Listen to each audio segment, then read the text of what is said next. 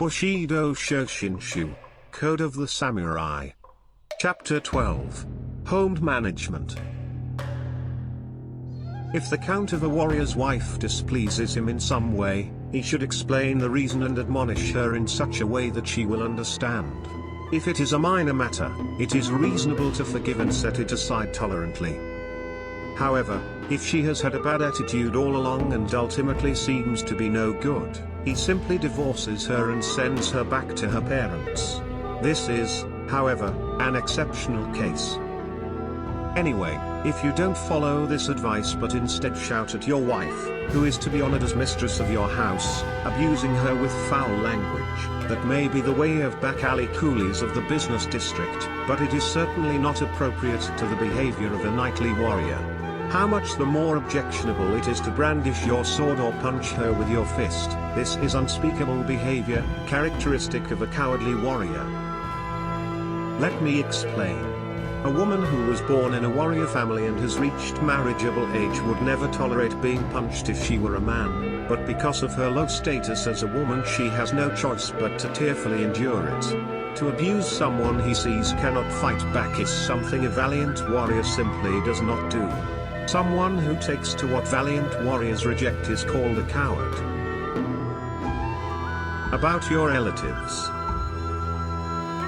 In conventional usage, the sons of your older brothers and the sons of your younger brothers are both called your nephews.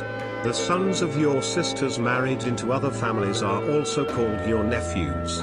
Yet to think of them as no different is characteristic of peasants and townspeople. It is otherwise with warriors. For example, the son of your oldest brother who is the designated heir may be your nephew, but since he is to succeed your parents and elder brother, he is to be called the head of the house. Even though he is of a younger generation as your nephew, nonetheless, you treat him with the same respect with which you treat your parents and elder brother. You do not treat him as a nephew, but as if you were honoring the ancestors of the clan. As for the second and third sons of your elder brother, as well as the children of your younger brothers, a conventional uncle-nephew relationship will do. In relation to the sons of your sisters, although they too are your nephews, since they have different family names it is reasonable to consciously be distant in your ordinary manner of speaking to them and in your manner of addressing them in letters. Once you have sent your nephew, your younger brother, or even your son to another house for adoption, you should take that attitude. Whatever manner of language is used in private meetings and gatherings, when interacting with people of other houses and other places it is reasonable to be distant in manner. If you want to treat your son or younger brother as if he were still your son or younger brother, even after you have made him the son of another house, you will not escape criticism from the relatives and retainers of his adoptive father. They will say that if you are going to take this attitude it would have been better to keep him with you.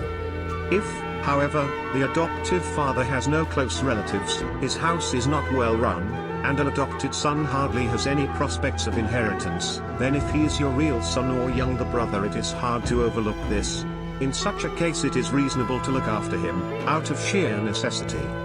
Next, suppose you marry off your daughter, and her husband dies after a son is born. Now your grandson is technically head of his household. In regard to the matters of succession, of whatever needs to be discussed with the late husband's relatives, 80 to 90% should be left to their decision.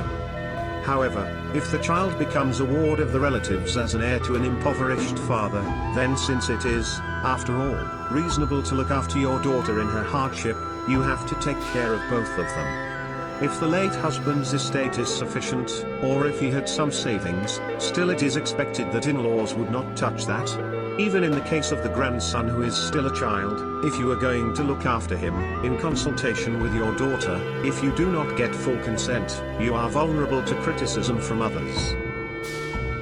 Now suppose a family in the direct line of the head of your clan, or in the direct line of your ancestors, or among your standard bearers, should suffer a decline and fall in the world. Your proper attitude as a knight is not to distance yourself from them, but to keep up good relations and ask after them from time to time. To be an opportunist and a fair-weather friend, honoring the unworthy when you see them thriving and despising the worthy when you see them in decline. is the mentality of peasants and merchants. It is not right for a warrior. The end of chapter 12.